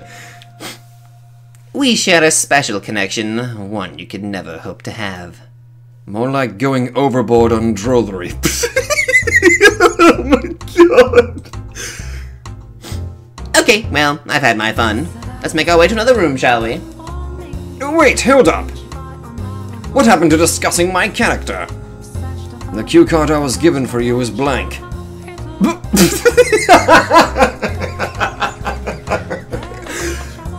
What? It couldn't be. I'm joking, yes. You're kind of an asshole, you know. Yes, because you're one to talk. Oh my god, this is proud. Oh my god, I love this. It says here that fundamentally Jacopo is pure of heart. Though he acts proud and egotistical, he actually feels a great deal of debt and responsibility to those who allowed him to reach his position of power. He generally means well, but he has a great difficulty actually communicating his feelings. You have no right to get on my case about communication problems, Frenchman. Yours are on a very, very different level. So there's something I've begun to notice.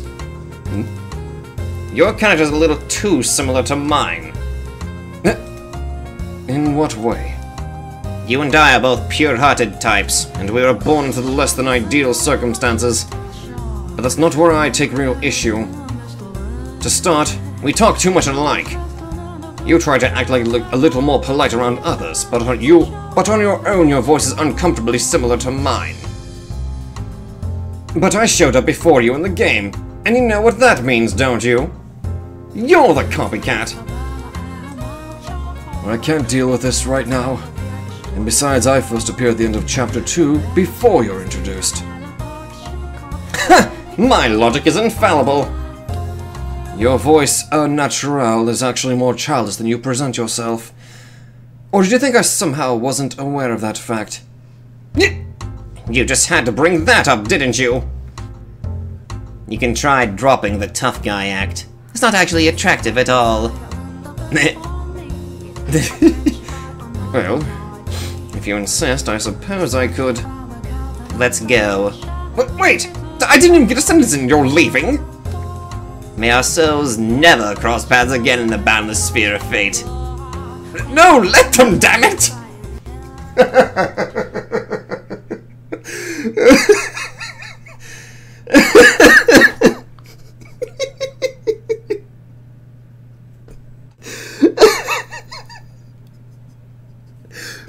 Oh my god.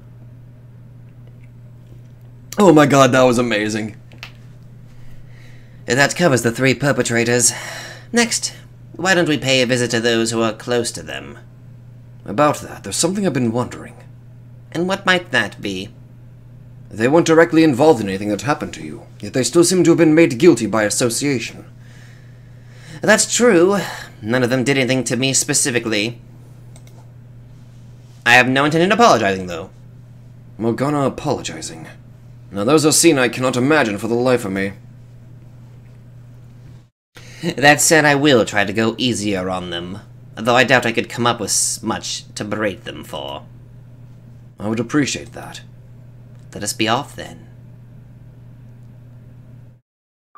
Oh boy, okay. I'm just gonna save, because you never know if something's going to come up. And also, yeah, this is gonna be the destruction of my throat, because all female! So you want to see that rambunctious little girl, do you? Well, that's your choice to make. Okay, well, let's do this.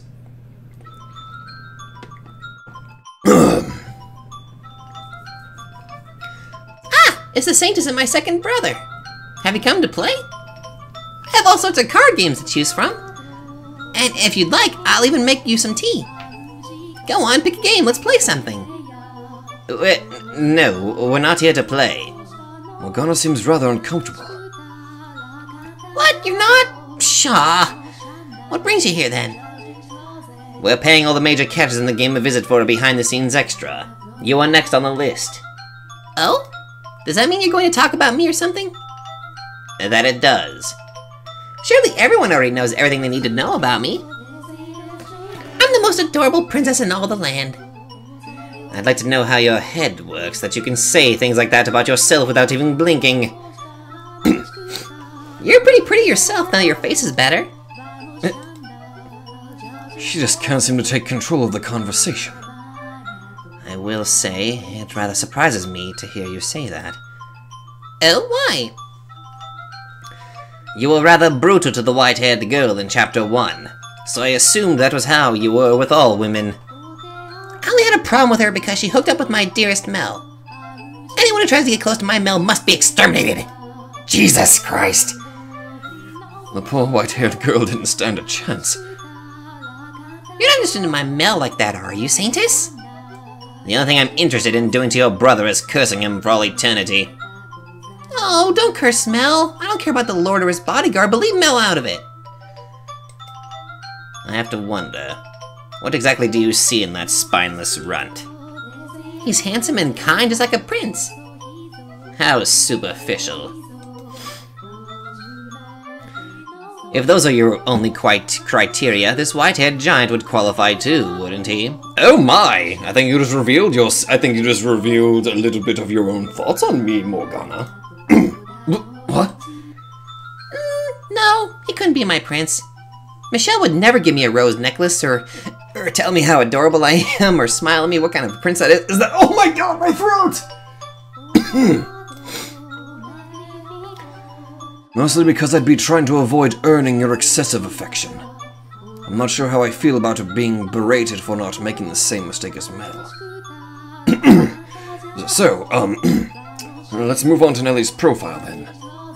Though, Well, as you can see, her character largely boils down to excessively adores her older brother. You need to take those rose-tinted goggles off, girly. Hey, I do not, and you make it sound like my adoration is a bad thing. She's a self-centered young girl, generally overflowing with energy, but also struggling with her status as a noble. The final chapter is perhaps a better representation of what that was like for her. How? While she appears to be quite blessed, in many ways that's not actually the case. I wondered if you seemed less obnoxious in the final chapter than the first because you were sickly and had been forced into poverty. The last thing I care about is stuffy parties. I can't stand dancing with boys I don't even like. And all that hand-kissing stuff is so stupid it makes my head hurt. Crap. I can kind of sympathize with her on that. It's not all terrible, though. I probably would have been a bit less snippy in the first chapter if I didn't have to deal with that jerkwad Arthur. What kind of person would you have preferred, then? My Mel! Why did I even ask? Although, if it's just for a dance partner, I could settle for Michelle. Let's dance right here, right now. Attend to your princess like a proper prince should. I don't even know how to dance. Give it a try. I'm sure it'll be loads of fun. For you, maybe. Are you saying you won't dance with me? You're a terrible brother, jerk butt. It's not you, I won't dance with anyone. Not only do I not know how, I have little interest. You're no fun. You're no fun at all. Because I refuse to be your plaything? If you won't dance with me, then we'll have to do something else. We already know your singing is bad enough to make someone go deaf, Michelle, so maybe the Saints could sing for us instead. You want me to sing? I'm sure it'll be great. You have a beautiful voice. I actually wouldn't mind hearing that. Not that I think she'll do it. Okay then, as you wish. What? You're actually going to sing? Would you rather I didn't? I didn't say that. I didn't expect you would. Hey, I'm so excited. You sit down here next to me, Michelle. We'll listen together.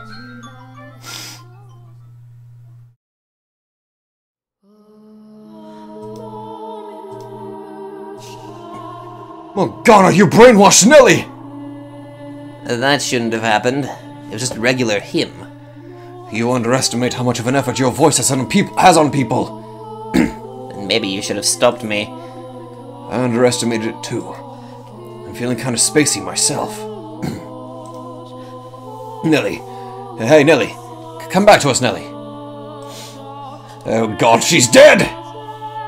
Doesn't seem to be working. She'll be a zombie for a few more hours at least. Damn! Let's move on, shall we? You're just going to leave her like this? You expect us to keep our guest here waiting, watching her doing nothing? Should be fine. Okay. Take care, Nelly.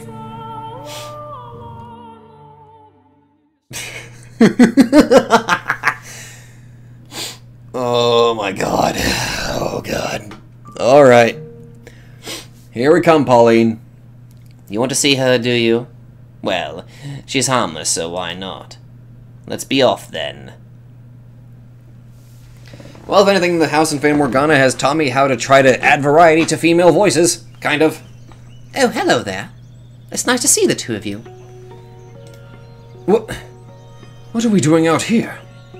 I was thinking about the ocean, and the next thing I knew, here I was. I suppose I shouldn't be surprised. It wouldn't be a good extra without something inexplicable happening. It's so bright. Since we're here, what do you say we go grab a boat and go out in the water? I think I'd shrivel up out and die out there. Could we at least stay on land, please? Aw, that's too bad, but I understand. Your health is more important, Michelle. We can talk here. You can ask me anything. Girls' advice? Guy advice? Something more personal? We're not here for advice. We came to have a behind-the-scenes look at your character. Behind the scenes? Like, with insider information? Something like that. My character's not all that complicated, though. At least I don't think so. It says on your cue card that She has a tendency to put blind faith in people. Yeah, I realized that in the final chapter, after Maria got on my case about it. It is true you tend to have your head in the clouds and are exceptionally loose with your trust, but that ultimately wouldn't have been an issue if that psychopathic monster were, anything resembling sane. Hey! Do not talk about Yukimasa like that. He's a good guy. Whoa, whoa, whoa, whoa, whoa, whoa, whoa, whoa. How can you still say about that after what he did to you? What happened to you in Chapter 2 was terrible. Both then and in the final chapter, you were completely innocent, a victim of your taste in men. What do you even see in that thing? Originally, I thought I liked him because he was a hard-working, honest man. But now that I know the truth, I think it was more a case of I felt like I had to do something for him. What you should do is stay far, far away from him. I think subconsciously I picked up on his precariousness, and I wanted to be there for him. Like I said, a victim of your taste in men. I guess. That said, I think you're one of the few people who can keep him on a leash. So the world would probably be a better place with you keeping a watchful eye on him. Maybe I'll actually put a leash on him. Like a little doggy collar. I know you're supposed to be a tether, but not a literal tether. I'm just kidding. I would never do that. Then I probably shouldn't say I thought it was a good idea. Oh, Michelle, there's another note on the cue card you haven't read yet. Oh, were you planning on skipping that one? I'm not sure I should. It's on the card. You should read it. Alright, So, just for the record, I'm only saying this because it's on the card. Okay. She has the second largest breasts of any character in the game.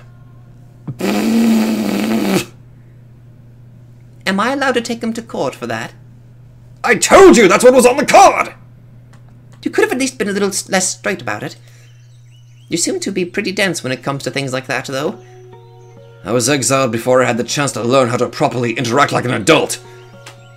I don't think I didn't see you awkwardly sneaking glances at her as you read the card. It makes me wonder what it said on your... if what it said on your card is true, or if you actually prefer big boobs. I was not, and it doesn't matter what my preferences are. I don't think I have any choice but to take this to court. Faith is literally your character, so why won't you put any in me? I saw that! That's something else I appreciate about Yukimasa. He never gave girls inappropriate looks. Probably because his targeting system was calibrated differently. Anyway, I don't care what anyone says about him. I know he's a good guy, and that's all that matters. It's almost terrifying how she can trust him so much. Giselle can also be deeply trusting, but at least she's able to acknowledge what kind of person she's placing that trust in. But Pauline, she's definitely blind. Oh my god, that's probably why. That's probably why the white-haired girl in the second tale was actually blind. I mean, that could be like, you know, a second... Okay. I know for storytelling purposes she was blind, so we didn't know what the beast looked like, but that could also technically, I don't know, maybe show that Pauline is also blind. You look like you have something on your mind, Michelle. No, it's nothing. Pauline, there's something I've been wanting to ask you. Oh? Are you a virgin? Oh god! That's kind of forward. As a nun in the service of the Lord, you are required to maintain your chastity. Furthermore, you are known as the Saintess, so to break that vow would be the utmost act of sacrilege. Absolutely. Of course I am. Oh. Good. Words can't describe how awkward this is. I think it's time we headed off. Have a good day, and may God bless. Please refrain from invoking my father's name like that. It's disrespectful, coming from a woman who yearns after worldly pleasure. Sorry. Yikes! Farewell. Damn! Kinda called her out on that. Okay. One more chick, and now we gotta go talk to the harlot. So you wish to see her, do you? I'm not very comfortable around her, but as you wish. Well, you two technically are friends, so... Well, Visitant Morgana! It's been forever. It has been some time, yes. You're not gonna find me down there, Morgana. Come on, show me that pretty little face of yours. No need to hide it. Do you not bear a grudge against me? Huh? Why would I? Of everyone, you deserved least to fall under my curse. You happen to have known the Lord, and that was all. You even took care of me at the brothel. Is that some legitimate regret I'm sensing? Water under the bridge. No point in holding it over you. If anything, that sack of shit Jacopo's to blame. Meanwhile, no one has any sympathy for him. Besides, I did kind of fuck you over pretty hard in the 3rd chapter. That wasn't me. Not exactly, but she was supposed to be a part of you, wasn't she? At least at first I wasn't planning to cause the madam as much grief as I did. Once I got started, it spiraled out of control, you know. Maria's kind of a terrifying woman. But you ultimately tripped up at the end. You should have aimed for the bastard's weakest, his poor, fragile masculinity. Or the head, either works. See, that's my problem. I don't really think before I act. I just kinda run with my instinct. I'm betting the 3rd chapter only went as well as it did at all, cause I had your curse helping me out. Most likely. But you know what's a real work of art? My profile on the website, it says I'm her only ally. When in reality, I was her greatest foe. I don't think that's something to be proud of. Your transformation in the 3rd chapter was a sight to behold indeed. Indeed, you pulled a hell of a Kyrie! Just kidding. You even looked like a completely different person. I'm a girl of many faces. I have to say, I prefer you like this. Crass, but not too vulgar, and with everything out in the open. I'm totally with you there, girl. Playing so many roles is hard fucking work. I imagine. Anyway, you're not just here to shoot the shit, are you? Ah, yes. We came to discuss your character for this behind-the-scenes extra. Go on, Michelle. Quit staring off into space and read the card. I was going to read the card, but, What was it? Some kind of mind-blowing revelation? Well, you don't have to wait for me, I'm all ears. It's blank. It's what? I'm not kidding, it's completely blank. Hey, what the hell? Get your asses out here, staff, and explain yourselves. Why is mine the only one with nothing on it? No themes, no profiles, no nothing? I suppose it means you're exactly what you appear to be. In a way that could be considered better than everyone else, with their secrets and ambiguous motivation. It's still a shitty thing to do. At least give me a theme or something. We could come up with one if you want. I'd need some time to think about it. Better make it a good one. Let's see. How about sisterhood? Seriously? That's not what I expected at all. It was the first thing that came to mind. Huh, that ain't half bad. I figured you'd go out with something a little more pointed, like betrayal or sluttiness. How about self-deprecation? So you think of me like a sister, do you, Morgana? I'm cool with that. Chin up, girl. I'm not down there. Is she blushing? Morgana, out of curiosity, would you consider Giselle to be like a sister too? She's more like a pet. Oh. I see. Anyway, I'm glad to see you're doing well. Or chugging along, at least. Hard to say anyone's doing well when we're all dead, huh? She sounds way too jolly about that. I know this is just an extra, but I'm still glad we had the chance to talk. Morgana. Me too. Looks like you have grown a bit. The Morgana I knew would never have admitted that. We should get going. Oh? Well, here's hoping we meet again.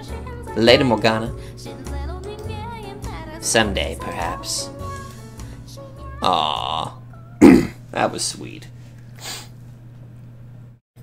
That's the last of that group. Only a few more to go. Holy shit, how long is this? You mean that wasn't everyone? Unless you want that to be everyone. Oh, right. It'll be nice seeing my brothers again. Off we go, then. Okay. Oh, no! Oh, God. Holy shit. Alright, people, I am back, and I got myself a nice little cup of coffee to kind of help soothe my throat. I know I'm recording this at night, but, surprisingly, coffee doesn't actually knock me out. So then. Fuck Amy, she can be last. Let's go talk to Didier. Alright, well, if you want to see him, we'll have to head down to the entrance. Alright. Let's go see how you're doing. Oh! Still looking like that. Ugh. Michelle. I beg you. Punish me for my sins. Huh? Hold on, wait, what? I released you from your regrets at the end of the game. So why have you reverted to how we found you? Why not? This is an extra. That doesn't mean I have to like it. Canon or not, nothing can erase my crimes. Please, Didier, don't. You're just making it uncomfortable for me to be here. I see. Well, if you insist. I guess they're just going to leave the graphic up. I will say I am rather fond of that armor. I'd like to wear some if just once. You're welcome to try it on if you'd like. Now you can read my mind. No, but I can read your face. Why not? I think I'll pass. Armor wouldn't suit me. It probably wouldn't fit me either. Are you certain? I don't have nearly enough muscle to look the part. Maybe I should start working out. Oh yes, Knight, I have something I wanted to ask you. Oh? What might that be? You don't remember killing George at the end of the game, do you? Morgana! Is that really the time? Your list of sins grows longer, Knight. I not only murdered Michelle, but George as well? I must be punished. Hang me upon the cross. I am unworthy to call myself a knight. Oops. And he's gone, once again racked by guilt. You weren't kidding when you said this extra didn't respect the tone of the game, were you? My brothers are not your playthings. This was supposed to be a happy reunion. You're going to drive yourself mad if you fret over every little thing wrong with this extra. Now, we should get going. Okay, back to make more coffee. Alrighty, let's go see Georges. Alright then, off we go.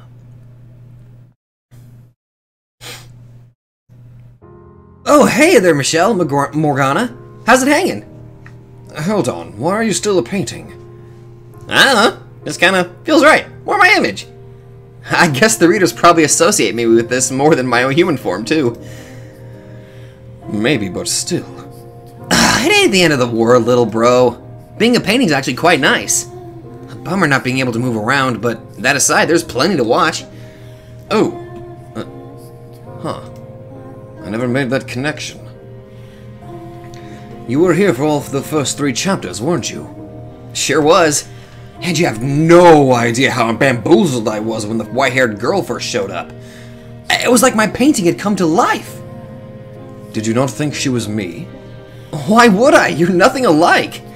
I mean, you might have looked a little like that as a kid, but you were definitely not that docile. So, does that mean I'm the only one who thought she was him? Probably. Huh. Well, I'm glad to hear that, Georges. You're my brother. I wouldn't confuse you for anyone.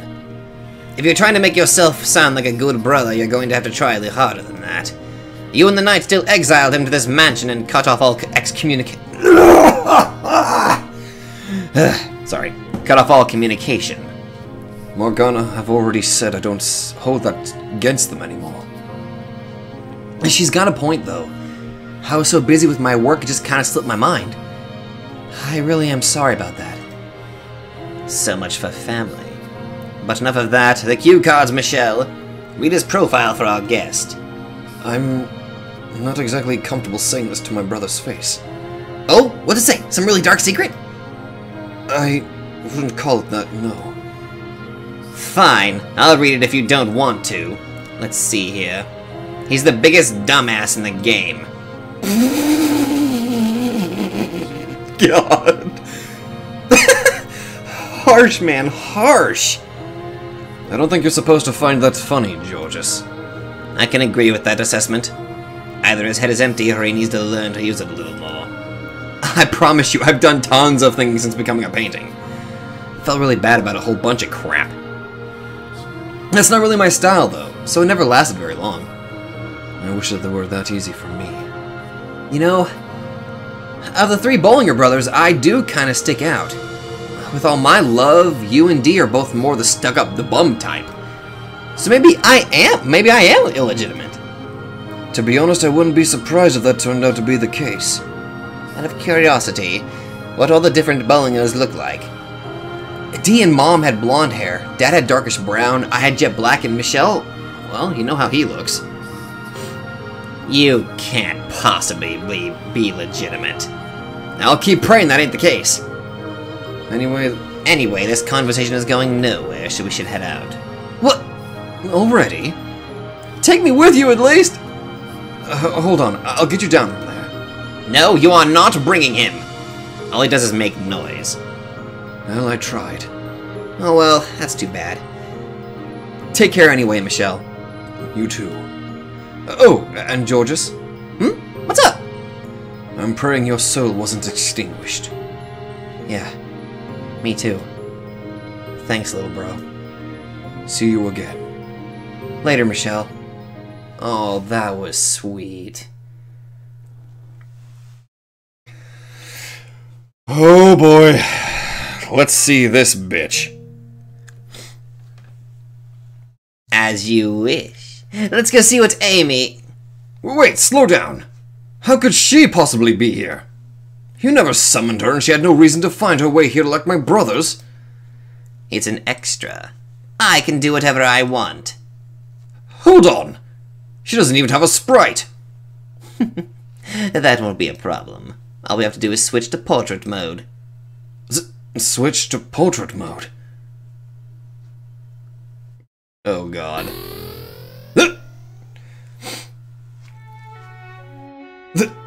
This can't be happening! Michelle, your face. You're not looking very protagonisty. Why, hello there, Michelle. It's been quite some time. I see you found enough guts to show your face around me again. Now, no need to glare. I was your first love, wasn't I? That was just hormones. I never had any romantic feelings for you. Right. You only lusted after me. There's something I've always wanted to tell you. Oh, and what might that be? Your smile. Your smile is goddamn terrifying! And off he goes. I take back what I said about him finding his guts. Give me a moment, I'll bring him back. Now, that was shameful, Michelle. I thought you were a man. Morgana, make this quick, please. She did quite a bit of damage to him, huh? Okay, so according to the cue cards, if you were to rank the characters in Fata Morgana by how evil they are, the three biggest, baddest women in the game would be Amy, Maria, and Morgana. Wait a second. Why is my name on this list? No, I will not accept that. Maria wasn't that bad in my time, either. Please, just keep reading. Oh, fine. You're in quite the hurry. Well, this woman did torture him for years. Amy, though, she's pure evil. Well, that's not very nice. Maria and I had our reasons for what we did. but she tortured people for the joy of it. Oh no, I would never dream of doing such a thing. She's the masked woman to go along with our masked man. They'd probably make a fine pair. I somehow doubt two of their type would be able to get along very well at all. And unlike him, she likes to take her time, draw it out as long as possible. And much like what you said before you ran off, Michelle, it says here that Amy smiles a lot, but it's generally a fake smile. Oh, now her name changed too. Oh no, all of my smiles are entirely genuine, see? You can't fake not faking it. It doesn't work that way. How rude.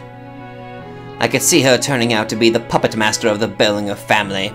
You had your claws in them pretty deep, didn't you? Is that important? You damned monster! Listen carefully, Michelle. You were burned at the stake. I lived a life of luxury. I don't need to tell you whose methods are superior, do I? That only applies for my life. I'm more than happy now. Is that so? Well, I suppose congratulations are in order. Let's get out of here, Morgana. Farewell, Michelle. We'll probably never see each other again. Yeah, fuck you, bitch.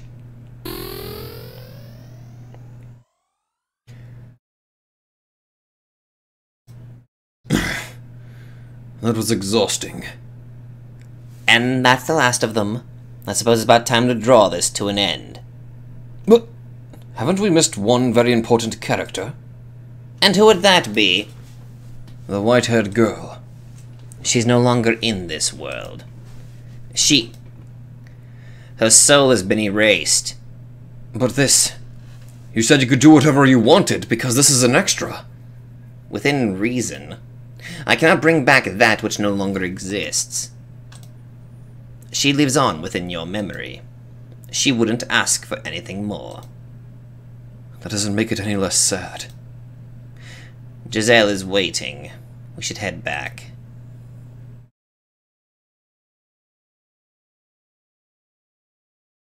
Oh, hello. Welcome back, Michelle, Morgana. Giselle, what are you wearing? This felt more appropriate to say farewell in. I suppose I shouldn't be surprised. Anything goes here. Except when it doesn't. Alright, everyone. Squeeze in for one last illustration. And don't forget to smile for our readers.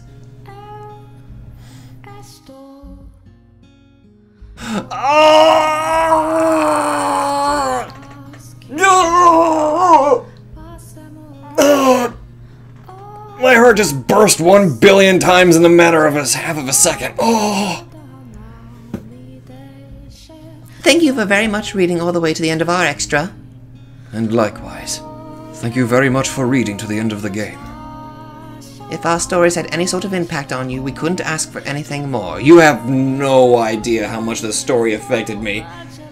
And hopefully they don't just remember them as comically tragic. You did have a happy end, though. I'm not convinced you could call that an entirely happy end myself.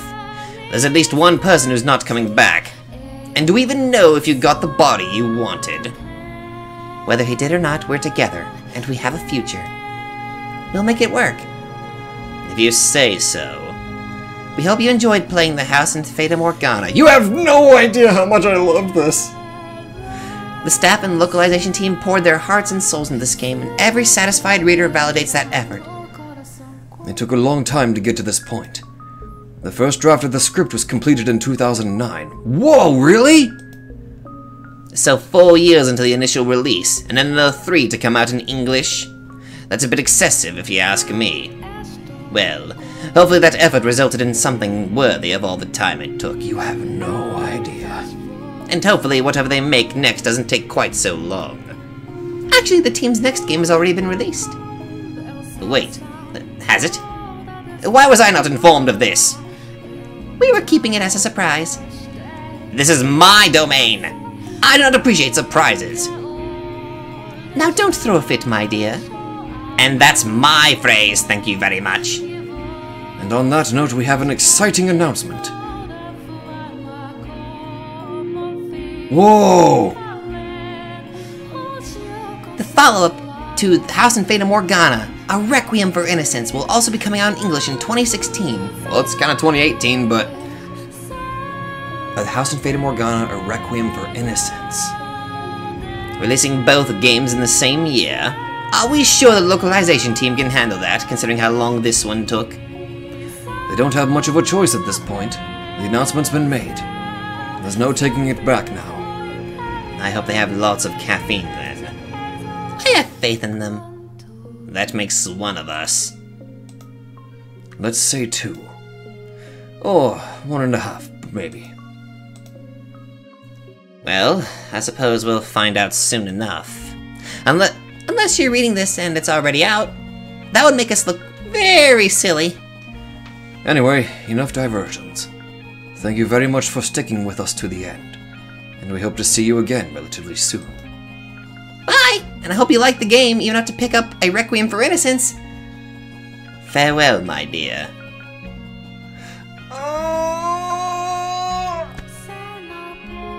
Achievement unlocked backstage.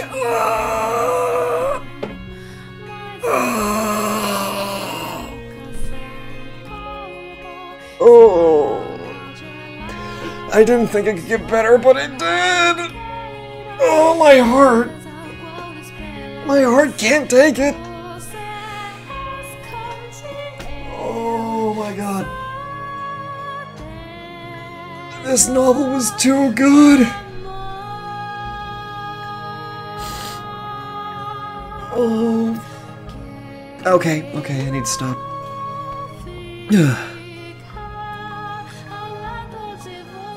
Well, I know what my thumbnail for this video is gonna be. Okay. I kind of gave my thoughts in the last video, but I'm just gonna reiterate them. This novel did affect me in a way.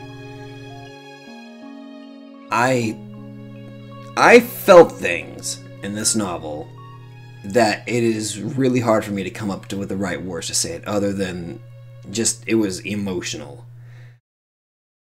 The music is...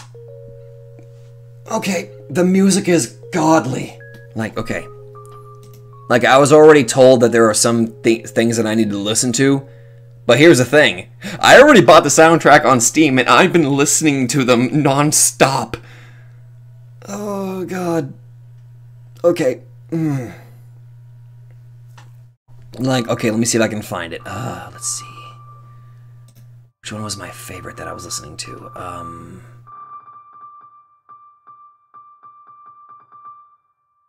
I think it was... where is it? No, it wasn't over here.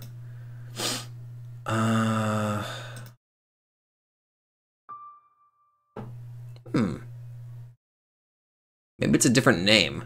I know the name of the song. I know the song is actually done by Yusuke Tsutomi. Where was it?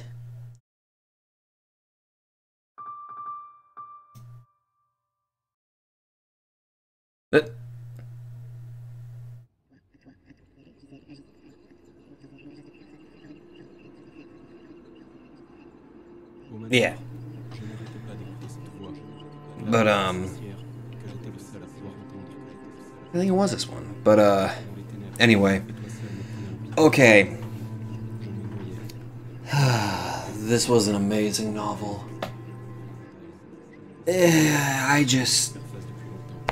I'm just so overwhelmed by how good this novel was. This novel is. And we need to find a... there's one we need to end. We need to find the right one to end this on. Where is it?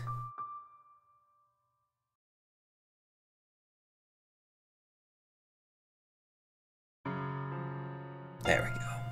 That's perfect.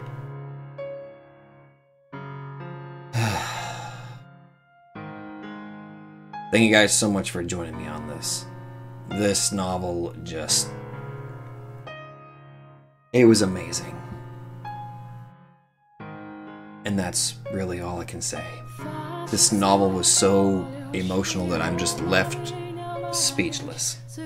I know that's another cop-out of saying that I can't really find anything clever to say, but I'm honest to God, I'm honestly just so speechless by how good this novel was. And I hope you guys enjoyed it as much as I did. So thank you guys so much for joining me on this, and I'll see you guys